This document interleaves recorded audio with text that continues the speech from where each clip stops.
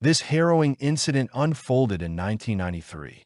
While the passage of time may have dimmed the collective memory, the reverberations of this brutal crime continue to impact law enforcement and legislation in the United States to this day. Jennifer Erdman, born August 15, 1978, and Elizabeth Pena, born June 21, 1977, were residents of Houston, Texas, and close friends since childhood. They were high school students attending middle school, sharing a strong bond nurtured over many years. Elizabeth's father later recounted Jennifer's positive influence on his daughter, describing her as a kind, intelligent, and supportive companion. Both girls faced high expectations from their families and shared a love for fashion, jewelry, and makeup. They were also active in sports, enjoying basketball together. Those who knew them well described them as the epitome of true friendship. Jennifer and Elizabeth embraced the typical teenage experience, surrounded by friends and full of aspirations for the future. Their free time was invariably spent together, socializing within the same circles and attending the same parties. On June 24, 1993, they planned to attend a pool party at the home of their friend, Gina. They arranged to meet at Elizabeth's house beforehand, as she had recently turned 16. Jennifer, age 14, was dropped off at Elizabeth's residence by her father, Randy. Around 4:45 p.m. together, they prepared for the party, selecting outfits and getting ready before heading to Gina's. Elizabeth's mother drove them to the party, which they arrived at by 8 p.m., with a strict curfew of 11:30 p.m. Both girls were known for their responsibility and had always adhered to curfews. They had assured their parents they would be home on time that evening. However, engrossed in the festivities, Jennifer and Elizabeth lost track of time. Shortly after 11 p.m., they realized they were running late and hastily departed Gina's house. Two routes presented themselves. The safer, albeit longer, option involved traversing a well-lit, busy street. The alternative, a shortcut through a local park and along railroad tracks, would shave off 10 to 15 minutes. Anxious to avoid upsetting their parents and mindful of the late hour, they opted for the quicker route. Cell phones were a nascent technology in 1993, not as ubiquitous as they are today. Neither girl possessed one, precluding them from contacting their families to explain their delay.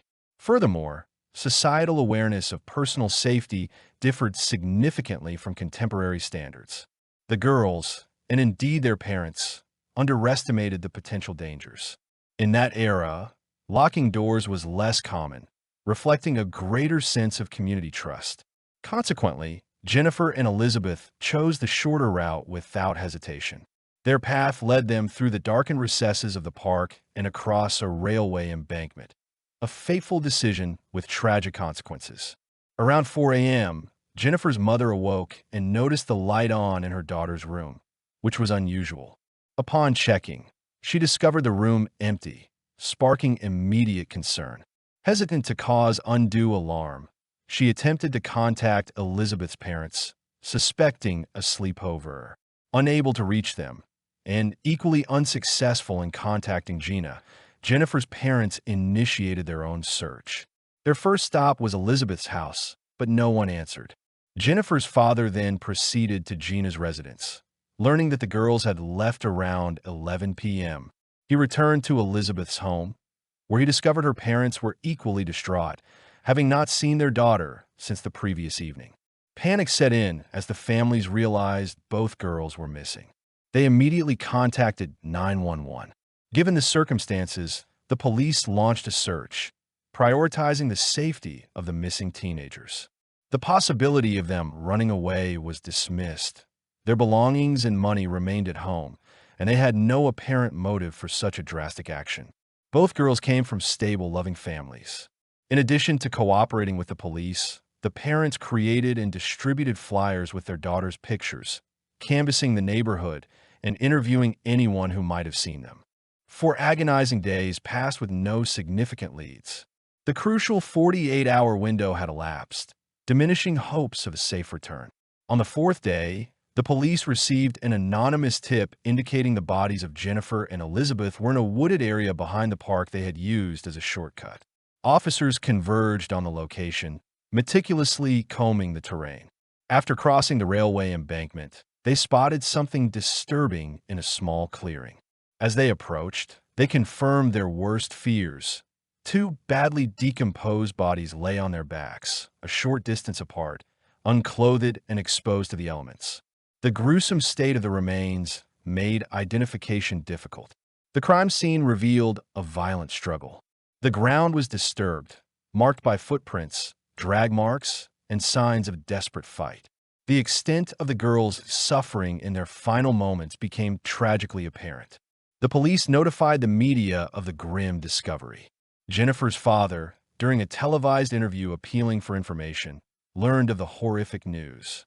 Overwhelmed with grief, he raced to the scene, desperately attempting to breach the police cordon, convinced his daughter was among the victims. Law enforcement struggled to restrain the distraught man at the edge of the wooded clearing. He desperately pleaded with officers to reveal the hair color of the discovered bodies, but they remained tight-lipped. The state of the remains, severely decomposed and damaged, made immediate identification impossible. Yet suspicion fell heavily on two missing teenage girls. Every piece of recoverable evidence was meticulously collected and transported to the forensic laboratory. There, experts painstakingly worked to confirm the identities of the deceased as 14-year-old Jennifer Erdman and 16-year-old Elizabeth Pena. Dental records provided the sole means of identification, as the ravages of heat and insects over the 4-day search had taken their toll. From the outset, the investigation pointed towards foul play. The crime scene revealed a multitude of footprints, indicating the involvement of multiple individuals. Determining the exact number proved challenging due to the overlapping and trampled nature of the prints, necessitating a more in-depth analysis. The subsequent autopsies determined the cause of death for both teenagers to be strangulation. The absence of widespread DNA technology and a comparative database at the time added another layer of complexity to the already challenging investigation. A solitary lead emerged, a call from an anonymous witness, instrumental in locating the bodies. This individual clearly possessed further knowledge that could prove crucial to the case. Authorities swiftly traced the call, leading them to the residence of brothers Joe and Peter Cantu. Only Joe was present, and he immediately confessed to being the anonymous tipster. His account implicated his brother, Peter, and 5 accomplices in the brutal murders of the 2 schoolgirls. Joe granted officers permission to search the premises, where they promptly discovered several pieces of jewelry, unmistakably feminine. The victims' families later confirmed that Elizabeth and Jennifer had been wearing these very items on the tragic night. Subsequent analysis revealed the presence of the girls' DNA on the jewelry. Based on Joe's testimony, detectives pieced together the horrifying events of that night. Shortly after 11 p.m., the 2 schoolgirls walked through the park, unknowingly approaching the site of a gang initiation. They encountered 2 individuals, Romano and Frank Sandoval, who had recently departed the initiation, leaving behind 6 others aged 14 to 18. The eldest were 18-year-olds Jose Medellin, Dorico Brine, and Peter Cantu. Raul Villarreal, a year younger, had just completed his initiation rite, solidifying his membership in the gang. 17-year-old Efren Perez and 14-year-old Venancio Medellin completed the group. A simple warning from the Sandoval brothers could have potentially averted the tragedy, but they remained silent, allowing the girls to continue towards the clearing. Elizabeth walked slightly ahead of Jennifer as they neared their home, just over a kilometer away. Jose Medellin emerged from the darkness, attempting to seize Elizabeth. She evaded his grasp and quickened her pace, but he pursued relentlessly, capturing her and dragging her towards the clearing where his accomplices awaited. Alone in the darkness, Jennifer heard Elizabeth's screams and instinctively rushed to her aid, a fateful decision that cost her the chance to escape and alert authorities. Likely assuming she faced only Jose, Jennifer unknowingly approached the larger group, where she was quickly overpowered. The perpetrators subjected the 2 schoolgirls to an hour of brutal, sustained rape and beatings. Forensic evidence indicated fierce resistance from the victims, who fought back with scratches, bites, and kicks against their attackers. All the assailants bore marks from the girls' desperate struggle. Amidst the horror, the girls cried for help, occasionally reaching out to each other for support. Their bravery, however, proved futile. Following the assault, gang leader Peter Cantu, fearing identification and repercussions, ordered the girls' deaths. Raul Villarreal forced Jennifer to kneel, and he and Derek Bryan placed a red belt around her neck, strangling her with such force that the belt snapped. Not satisfied, they continued the strangulation with shoelaces, ensuring her demise. Elizabeth was forced to witness this gruesome act, fully aware that she was next. She pleaded for her life, promising silence, but her pleas fell on deaf ears. In a desperate final act, she broke free and attempted to flee, only to be recaptured, thrown to the ground, and brutally kicked, sustaining broken ribs and losing teeth. Peter Cantu, Jose Medellin, and Derek Bryan then strangled her with shoelaces. To guarantee their deaths, the gang members stepped on the girls' throats, then stole their jewelry and money. All but Derek Bryan then proceeded to Peter Cantu's house, where his brother Joe and Joe's wife, Christina, were present. Christina noticed the bloodstains on their clothes and their agitated state. Instead of expressing remorse, the perpetrators recounted their heinous acts in detail to Joe and Christina, boasting and laughing about the atrocities they had committed. I recounted how Jose admitted it would have been simpler for him had he possessed a firearm. Understandably, this narrative didn't sit well with Peter's brother and his spouse. However, they chose a strategic approach, refraining from arguments or accusations to avoid provoking any aggression. Instead, the stunned couple listened intently to Christina's account, becoming convinced of the perpetrator's honesty. After the gang dispersed with their ill-gotten gains, Joe and Christina were left alone. She voiced her distress and fear to her husband, deeply disturbed by the events. Having herself experienced the trauma of gang rape in her past, the story resonated with her on a profound level. Christina argued vehemently that the victims' families deserved closure and that such criminals needed to be incarcerated before they could inflict further harm. Initially, Joe hesitated, reluctant to implicate his brother and fearing reprisal from the remaining gang members. Christina, however, persuaded him to contact the authorities, assuring him of anonymity and confidentiality. Consequently, the day following the horrific event, Joe reached out to law enforcement. Unfortunately, the girl's disappearance hadn't yet been officially reported, leading officers to dismiss his call as a prank. Only later, when the families filed missing person reports, did a search commence, and Joe's initial call was overlooked. He and Christina anxiously followed the news, hoping for a sign that his information had been taken seriously. On the second day, Joe was disheartened by the lack of progress. His call, it seemed, had been ignored. He contacted the police again, providing more specific details. Each contact carried significant risk, betraying his brother's trust, but Joe remained resolute. Finally, on the fourth day, his persistent efforts led to the discovery of the girls' bodies. To corroborate his account, Joe revealed the stolen jewelry and valuables taken from the victims, including a ring engraved with the letter E, which belonged to Elizabeth. It's noteworthy that Jose had intended to give this ring to his girlfriend, seemingly oblivious to the gravity of the situation and the inappropriateness of such a gift. Police subsequently discovered a piece of a torn red belt in the brothers' residence, matching the murder weapon found near the bodies. On June 29, 1993, all 6 individuals involved in the brutal crime were apprehended.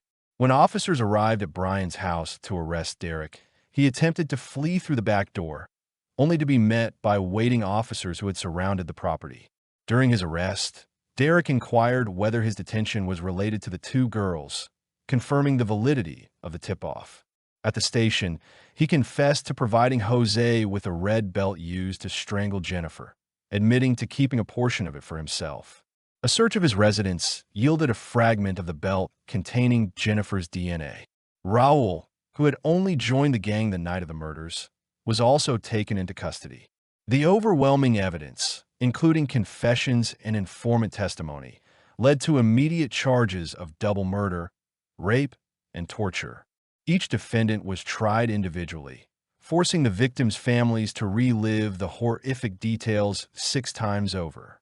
They demonstrated remarkable strength and determination in their pursuit of justice, seeking the death penalty permissible in Texas. Jennifer's father later recounted seeing Derek at the crime scene shortly after learning of the girls' deaths. Derek had offered an unsettling smile and wave before departing. Initially dismissed as shock, the father later recognized the gesture as a cruel mockery of his grief. The defendant's guilt was undeniable, resulting in death sentences for 5 of the 6. Only Venancio Medellin avoided capital punishment due to his cooperation with the investigation, providing testimony against all but his brother, Jose. Being only 14 at the time of the crime, he was tried as a juvenile and sentenced to 40 years, with the possibility of release at age 54. As the trial concluded, another potential murder linked to the defendants surfaced. Joe, the initial informant, revealed that his brother, Peter Cantu, Jose Medellin, and Derek O'Brien were likely responsible for the unsolved murder of Patricia Lopez. Like Elizabeth and Jennifer, Patricia had been raped, tortured, and killed. Her body, discovered 6 months prior near the same wooded area, bore similar injuries. Initial DNA analysis had been inconclusive, but new testing linked Jose to the crime scene. A beer can found at the scene bore Derek's fingerprint. Although Derek confessed to being present at Patricia's murder, he claimed intoxication prevented him from fully comprehending the events and denied direct participation. The existing death sentence rendered further prosecution unnecessary. A key debate during the trial centered on Raul Villarreal's culpability, given his recent induction into the gang. His defense argued against equating his guilt with that of the ringleader, Peter Cantu, emphasizing his lack of experience. However, the prosecution successfully argued that while his participation might not have been entirely voluntary, his presence, involvement, and failure to intervene or seek help constituted a conscious choice, warranting the death penalty. This landmark case, resulting in 5 death sentences, shocked the nation. The horrific details dominated headlines, instilling fear and prompting widespread avoidance of the crime scene. Elizabeth and Jennifer's families attended every trial and execution, witnessing the final chapter of a tragic saga. As a man, I find this story deeply disturbing. The brutal murder of Jennifer Ertman and Elizabeth Pena is a chilling reminder of the darkness that can exist in society. The first to face justice for this horrific crime was Derek Sean O'Brien, whose conviction in July 2006 marked a significant step in the long and arduous journey toward closure for the victims' families. Brian, overcome with remorse, offered apologies to the grieving families mere moments before his execution by lethal injection. He acknowledged the gravity of his actions, calling it the gravest error of his life. Even with Brian's expressed regret, Jennifer's father, Randy, remained resolute in his pursuit of justice. While some, even those in positions of power, argued against capital punishment, deeming lethal injection an excessively cruel method, Randy and other families of the victims found little solace in such arguments. Brian's death was swift, lasting only 20 seconds. Randy, present at the execution, pointedly remarked that his daughter's suffering had been protracted and agonizing, lasting over an hour filled with unimaginable torment. He wished her passing could have been as swift and painless as the injection. Before the execution, Randy had vehemently expressed his desire for Brian to experience the same brutality he inflicted upon Jennifer. The execution of Jose Medellin, another perpetrator, ignited a firestorm of controversy that reached international proportions. Medellin, a Mexican citizen, had not been afforded the opportunity to communicate with consular officials from his home country prior to his trial, a right guaranteed by the Vienna Convention and consular agreements. Although the United States was a signatory to the convention, it had withdrawn from mandatory jurisdiction in 1986. Mexico, however, brought suit against the United States in the International Court of Justice, leading to a court order for a hearing to determine whether Medellin's lack of contact with Mexican consular officials had prejudiced his defense. The case garnered significant media attention and drew the involvement of various human rights organizations, amplifying the gravity and complexity of the situation. In 2005, then-President George W. Bush ordered the hearings, but the Texas governor resisted, challenging the order in the U.S. Supreme Court. The Supreme Court ruled that only Congress had the authority to mandate such proceedings. Despite the International Court of Justice ordering a stay of execution and a consular hearing in July 2005, the Texas governor maintained that the state was not obligated to comply with the International Court's decisions. While death penalty opponents vehemently protested the impending execution, the victims' families remained steadfast in their demand for justice, insisting on lethal injection for such a heinous crime. One can only imagine the emotional turmoil Medellin experienced as this legal battle unfolded, perhaps clinging to the hope of a reprieve. Medellin's final appeal was denied by the Supreme Court prior to his execution on August 5, 2008. In the last moments, the Texas governor rejected pleas for postponement from both Mexico and Washington, asserting that the sentence was justified given Medellin's brutal acts of torture, rape, and strangulation of two innocent girls 15 years earlier in Houston. Medellin's execution proceeded, following 2 years after Bryant's. On August 17, 2010, Peter Cantu, the gang leader, received his lethal injection, declining to make a final statement. The victims' families expressed satisfaction with the court's decision and the execution, hoping that the remaining perpetrators who escaped the death penalty would spend their lives incarcerated. While the legal proceedings were ongoing, the Supreme Court enacted legislation prohibiting the execution of minors. Consequently, Efrain Perez and Raul Villarreal received life sentences, with the possibility of parole in 2029. The horrific events profoundly impacted Houston, shattering lives and highlighting the persistent problem of gang violence. Memorials were established to honor Jennifer and Elizabeth, one at the location of the initiation and another at their school. Jennifer's family, spearheaded by Randy, demonstrated unwavering resolve in seeking justice for the girls. Over the years, one of the 14-year-old offenders applied for parole multiple times, only to be met with fierce opposition from Randy and his family. Randy adamantly maintained that the juvenile perpetrators, despite their age, should never be released. He dedicated his life to ensuring that those involved in the crime would face consequences. Sadly, Randy succumbed to lung cancer in 2014 at the age of 61. His tireless advocacy left a lasting legacy, influencing legislation and granting victims' families greater rights in court. Randy's outspokenness during the hearings, though sometimes criticized, brought attention to the need for victims' families to have a voice. His efforts led to changes in the system, allowing families to attend executions, a practice previously prohibited. Randy believed that witnessing the executions brought a measure of closure and contributed to a more just world. The remaining gang members incarcerated continued to petition for parole, clinging to the hope of release. Their most recent request was denied in 2020. This tragic story serves as a stark reminder of the ongoing fight for justice and the enduring impact of violence on individuals, families, and communities.